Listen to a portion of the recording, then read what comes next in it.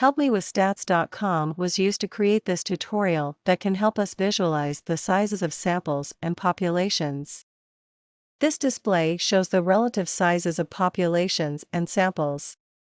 Imagine an experiment that was interested in studying an adult population of the United States, which contained 100 million people. This display breaks down 100 million adults into tiny gray squares that each represent 10,000 people.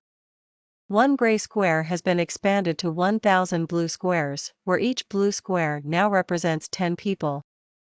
Two of the blue squares, each representing 10 people, have been highlighted in yellow to represent the sample of 20 people used in the study. Our sample of 20 people is being used to study 100 million people.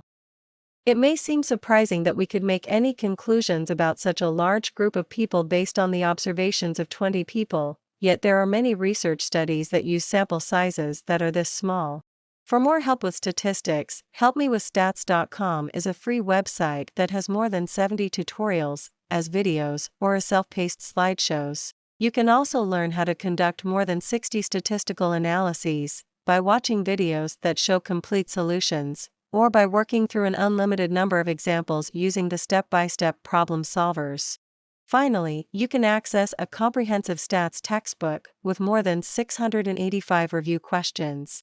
Thanks for watching. If you find these resources valuable, please share with your friends, teachers, and professors.